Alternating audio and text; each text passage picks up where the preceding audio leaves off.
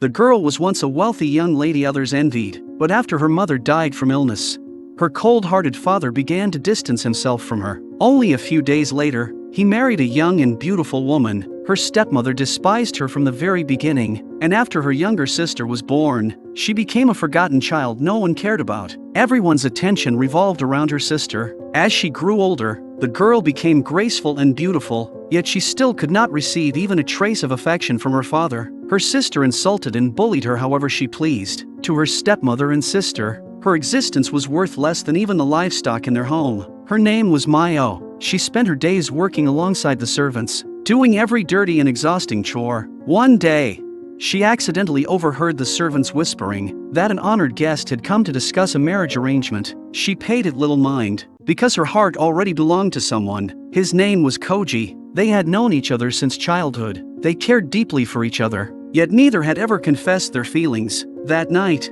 her father instructed her to remain home the following morning no matter what. The next day, Koji came to visit. The moment she saw the one she loved, joy filled her heart, but the sorrow in his face made her sense something terrible was coming. Not long after Koji left, a servant came to relay a message. Her father was waiting for her in the front room. The moment Miyo stepped inside, she saw Koji standing beside her sister, Kaya. He was filled with guilt. He could not even lift his head to look at her. Then her father announced that Kaya would marry Koji and one day inherit the entire family estate. But what drove Miyo into true despair was hearing that her father had decided to marry her off to the Kudo family. Everyone knew the head of the Kudo household, Kiyoka, was cold and merciless. Her stepmother and sister stood nearby, mocking Miyo without restraint. Her father ordered her to pack immediately and leave for the Kudo house the next day. As Miyo stood in the rain, Koji was tormented inside. In truth, he had known about the arrangement all along. Their elders had decided the engagement in secret. Miyo stood beneath the cherry tree her mother had planted with her own hands, saying a final farewell to that house. Koji came to apologize, but she no longer wished to dwell on the past. It was time to let go of that love. She returned to her room and packed the only 2 pieces of clothing she owned. Just then, a servant brought her a brand new kimono. Her father simply did not want her wearing rags and shaming the family name. The next day, wearing the only new garment she had ever received, she said goodbye to the house that had felt like a prison. As she left, memories flooded Miyo's heart. Whenever her mother held her, she could always smell a soft floral fragrance. But after her mother passed away, her father changed completely and became unbearably cold toward her. Later, a strange woman entered their home. Her father remarried and soon had another child. The whole family's attention fell upon her younger sister, and Miyo, the eldest daughter, was treated like a servant. Even so, her stepmother and sister still constantly tormented her. They even cut down the cherry tree her mother had left behind. As she traveled,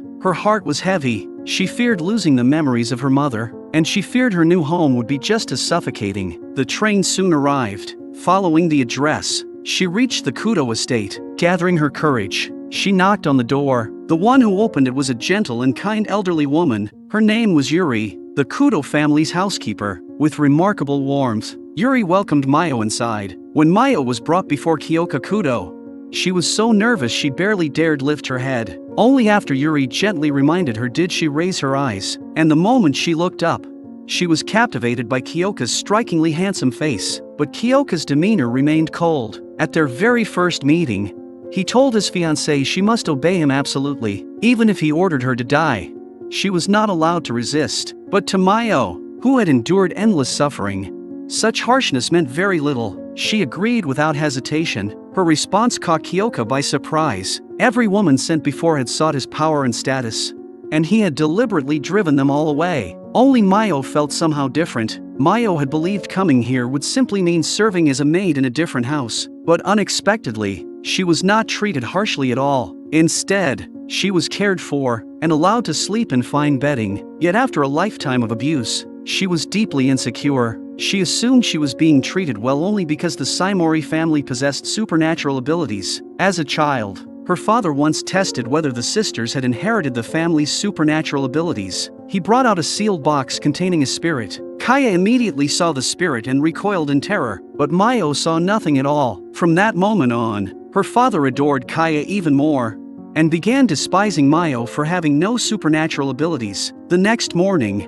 wanting to prove her worth, Miyo rose early to prepare breakfast. For a noble lady to cook with her own hands was almost unheard of, but Kiyoka misunderstood and thought she had poisoned the food. He turned and walked away. Kiyoka worked as an instructor in a special military unit for supernatural abilities. He trained recruits through brutal discipline to strengthen their powers. After reprimanding the new soldiers, he returned to his office. There, he found himself recalling what Yuri had said. Perhaps he really had been too harsh on his fiancée. Meanwhile, Miyo was filled with anxiety. She feared Kiyoka would cast her out because of what happened that morning, so she waited at the entrance for his return. Apologizing over and over in a humble voice, Kiyoka explained he had not actually suspected her. He simply was not used to eating food prepared by someone unfamiliar. Miyo did not answer. She only lowered her head and apologized once again. Kiyoka could not understand why the daughter of a noble family would be so painfully submissive. After dinner, Miyo prepared hot water for Kiyoka's bath. Kiyoka remarked that using supernatural abilities would be much easier. The words immediately made her feel inferior. Because she possessed no supernatural abilities at all, she feared she was useless in this household. It was as if Kiyoka saw straight through her thoughts. He sought her out himself. He apologized for that morning. Then he told her to prepare breakfast again tomorrow. Before leaving, he reminded her to get some rest. His unexpected kindness left her completely at a loss. Only then did she understand what Yuri had told her. The world believed Kiyoka was cold and heartless. Yet in truth his heart was gentle and thoughtful. Perhaps, aside from her mother, he was the first person who had ever made her feel warmth. That night, Miyo dreamed again of her tragic childhood. She begged her stepmother for the keepsake her mother had left behind, only to be locked in a dark storeroom. The only wooden comb her mother had left her was destroyed by her stepmother. Her father watched it all in silence. A servant named Hannah pleaded on her behalf, only to be driven away by her stepmother. After that, Miyo never saw Hannah again. The next morning, Miyo prepared breakfast, and Yuri came to help her. Yuri had genuinely grown fond of this quiet and humble girl. Miyo had long been used to carrying herself like a servant, so sitting at the table with Kiyoka made her feel uneasy. She was terrified of displeasing him, and she kept instinctively wanting to apologize. But Kiyoka said nothing. He simply drank the soup she had made with her own hands. When Kiyoka praised the meal as delicious, tears welled up in her eyes. It was the first time since her mother's death that anyone had ever given her words of approval. Kiyoka asked why she was crying, but Miyo apologized yet again. Without realizing it, Kiyoka had begun taking an interest in this girl. He wanted to know about her past. Her hands were rough. Her clothes were plain. She looked nothing like the daughter of a noble family. And why did she apologize for everything? So he decided to have the Saimori family investigated. Meanwhile, Koji's father Tatsuki was confronting Miyo's father Saimori. He demanded to know why Kaya was marrying his son instead of Miyo. Because Miyo carried the rare Yuzui bloodline, but in Saimori's eyes, Miyo was nothing more than a useless girl without supernatural abilities. The only reason he married her off to Kiyoka was to deceive him into paying a marriage settlement. Saimori had assumed Miyo would soon be driven out by Kiyoka, but this time, he had miscalculated. Kiyoka had not cast her aside. Instead, he had been treating her with gentleness, fearing Miyo might feel lonely at home. Kiyoka decided to take her into town. Not wanting to burden him, she politely declined, but he never once saw her as a burden. He had even prepared clothes for her, yet even dressed in a beautiful kimono, she still felt unworthy of standing beside him. Yuri saw through her worries. She carefully helped Miyo get ready, and then brought her before Kiyoka. In that moment, Miyo's beauty left Kiyoka stunned. As they passed by Kiyoka's workplace, they ran into his subordinate Takeo. Seeing his usually solitary commander with a woman was a shock to him. When Kiyoka noticed Takeo staring at Miyo, a flicker of jealousy rose inside him. He immediately ordered Takeo back to work. Since her mother died, Miyo had never gone out anywhere. Everything around her felt new and wondrous. She was so captivated by her surroundings that she barely even heard what Kiyoka was saying. When she realized it, she instantly started apologizing, but Kiyoka gently told her she did not need to keep apologizing. When she was with him, she could do whatever she wished. Little by little, Miyo began to realize Kiyoka was nothing like the cold man people described. Toward her, he was endlessly gentle and considerate. Tatsuki arrived at the Saimori house. He demanded to know why Miyo had been given to Kiyoka. If Kiyoka's family grew stronger because of this marriage, their own family's status would be in danger, but Saimori dismissed his concerns. He still believed Miyo was nothing but worthless, but Tatsuki secretly resolved that he would claim Miyo for himself. Meanwhile, Kiyoka brought Miyo to a kimono shop he often visited. Kiyoka instructed the shop owner to choose the finest fabrics and make several kimonos for Miyo. While resting, Kiyoka told her that they would soon formally become husband and wife. He hoped she would open her heart instead of apologizing for everything, but secretly, she feared that once her lack of supernatural abilities was discovered, she would be cast out. And so, because she wanted to stay by his side, she chose to keep that secret hidden. While she was bathing, Kiyoka quietly left a gift box outside her door. When Miyo opened the box, inside was an exquisite and beautiful comb. She had never received something so precious in her life. The thought behind the gift moved her deeply. Kiyoka never imagined such a small gift could make her so happy. The next day, the investigation into the Saimori family finally returned results, just as Kiyoka had expected. Miyo had inherited no supernatural abilities, but her mother came from a rare and distinguished bloodline. Legend said her mother's family possessed powerful supernatural abilities, capable of influencing the human mind. When Kiyoka learned Miyo had been mistreated since childhood, loved by no one, he realized a few new clothes and a small gift could never heal the wounds in her heart. As he left, he sensed a Shikigami following him. In an instant, he destroyed it. Clearly, someone had sent that low-level familiar to spy on him, wanting to repay Kiyoka's kindness. Miyo wished to make him a gift with her own hands, but she had no money. Yuri suggested a handmade gift would mean far more to Kiyoka. Among all the crafts she saw, her eyes settled on a braided cord. When Miyo told Kiyoka she wanted to go out to buy supplies, his first reaction was concern for her safety. Before she left, he gave her a protective charm and told her to keep it with her at all times. Miyo went to a sewing shop and carefully chose purple thread. She even imagined what the braided cord she made would look like in Kiyoka's hair. As Miyo was leaving the shop, she ran into Kaya. The moment Kaya saw her, she began hurling insults. Faced with her sister's constant cruelty, Miyo only shrank back in timid submission. Koji stepped in to stop Kaya, but she snapped at him harshly. Miyo could only keep apologizing meekly. Kaya mocked her, saying a girl without supernatural abilities could never be worthy of Kiyoka. She was convinced Miyo would eventually be thrown out. What Kaya did not know was that Kiyoka had already arrived at the Saimori house. With commanding resolve, Kiyoka told the Saimoris that he intended to marry Miyo. He knew Miyo had been married off only to extort a settlement, and he knew the pain that family had inflicted upon her. So Kiyoka made them a condition. He was willing to pay the marriage settlement and take Miyo as his bride. But the Saimori family had to apologize to Miyo. Saimori burned with rage.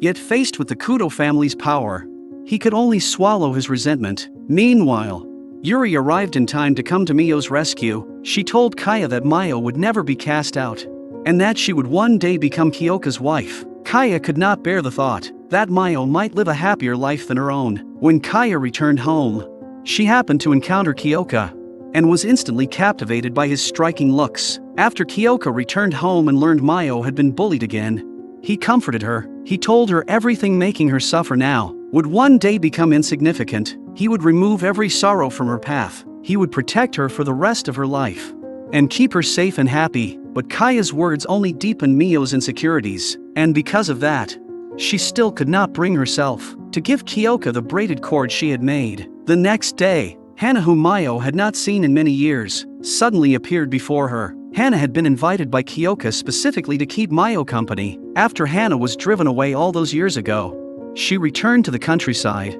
and through all those years, she had never stopped thinking about Miyo. Miyo could not hold back her tears. She told Hana she did not deserve happiness. She did not deserve Kiyoka either, because she had no supernatural abilities. Encouraged by Hana's words, Miyo decided she would tell Kiyoka everything, no matter what punishment awaited her. She was willing to accept it. After hearing her confession, Kiyoka said nothing. He simply pulled her gently into his arms. Then in a soft voice, he told her they would be married before long. Miyo tied the handmade braided cord in Kiyoka's hair herself. For the first time in her life, she understood what it felt like to be deeply loved and treasured. But this entire scene was witnessed by Tatsuki. It turned out he had been sending Shikigami to follow Kiyoka all along, and he decided he had to take Miyo back as soon as possible. Soon after, Tatsuki deliberately sent photos of Miyo and Kiyoka together to Kaya. Only then did Kaya realize that the man she had fallen for at first sight days earlier was Kiyoka himself. Seeing Miyo living in happiness, Jealousy consumed her. She even absurdly begged her father to let her marry Kiyoka instead. Saimori flatly rejected her outrageous demand. Humiliated and furious, Kaya swore that anything she wanted, no one could take from her. Meanwhile, Miyo was immersed in peaceful happiness. Kiyoka chose a special kimono for her. Its cherry blossom colors the same shade Miyo's mother once wore. When Kiyoka saw Miyo waiting for him in her new kimono, he froze in place, then quietly said, "You look beautiful." The words made Miyo's face flush red, and all of it was watched by Kaya. She swore she would make Miyo leave Kiyoka's side, so she sought out Tatsuki, and together they formed a plan. The next day, worried Kiyoka was too busy to eat, Miyo prepared a meal herself and brought it to him, but before leaving, she forgot to wear the protective charm Kiyoka had given her. When Kiyoka learned she had come to bring him lunch, he hurried out to meet her, but not wanting to interrupt his work, she left first with Yuri. Yet not long after they walked away, a car suddenly stopped in front of them. Several invisible men stepped out and forcefully dragged Miyo into the car. Yuri rushed to find Kiyoka and told him Miyo had been taken. Just then Koji arrived. He begged Kiyoka to save Miyo at once. After learning of his father's scheme, he had tried to resist, but he was no match for Tatsuki. Meanwhile, when Miyo woke up, she found herself in an abandoned warehouse, and when the door opened, the two people she least wanted to see stepped inside. Kaya approached with scissors in hand, forcing Miyo to break off her engagement. Miyo kept pleading, but Kaya pressed the scissors against her neck. If this had happened before she met Kiyoka, perhaps she would have given in, but not this time. This time, she refused to yield. She would protect the happiness she had finally found. Her stepmother flew into a rage and slapped her across the face. Kaya mocked her as a disgrace to the family, unworthy of being Kiyoka's wife, but Miyo firmly declared that she was Kiyoka's wife. Hearing her talk back, her stepmother went mad, punching and kicking her without mercy. Once, Miyo would have apologized in submission, but now, she refused to compromise. Just then, Kiyoka and Koji arrived in time. Kiyoka blasted open the doors with supernatural abilities. Suddenly Saimori and Tatsuki appeared to block his path. Tatsuki arrogantly declared that Miyo would remain there and become part of their family. Kiyoka refused to waste another word on them. He chose to force his way through and revealed his overwhelming strength. Even with Saimori and Tatsuki fighting together, they were no match for him. Inside the warehouse, Kaya and her mother continued beating Miyo, but Miyo never begged for mercy. She believed if she could endure just a little longer, Kiyoka would come for her. As Kiyoka rushed toward the warehouse, Tatsuki set the building ablaze to stop him. Kiyoka struck him down with lightning and charged straight into the warehouse. Inside, Kaya had both hands around Miyo's throat. Her grip tightened more and more. The suffocating pressure hit instantly, and in that moment, Miyo remembered every hardship she had ever endured, and then she thought of the man who had cherished her with all his heart. She had finally learned what happiness felt like, and because of that, she would never give it up. Just as she was about to lose consciousness, Kiyoka finally arrived, but Miyo had already fainted. Seeing her torn kimono and the bruises around her neck, Kiyoka struggled to contain his fury. Only then did her stepmother realize their own estate had been swallowed by flames. When Kiyoka demanded an answer, Kaya showed no remorse. She insisted she alone was worthy of becoming his wife. Kiyoka stared at her, murderous intent radiating from him, and warned her that if there was ever a next time, he would kill her. Though unwilling to accept defeat, Kaya did not dare say another word. As Miyo drifted unconscious, she dreamed of her mother. Her mother gently encouraged her, "Believe in yourself, believe in the power hidden within you." Miyo slowly awoke to find Kiyoka still by her side. She began blaming herself for her carelessness, and while softly comforting her, Kiyoka silently made a vow. No matter what happened, he would protect her.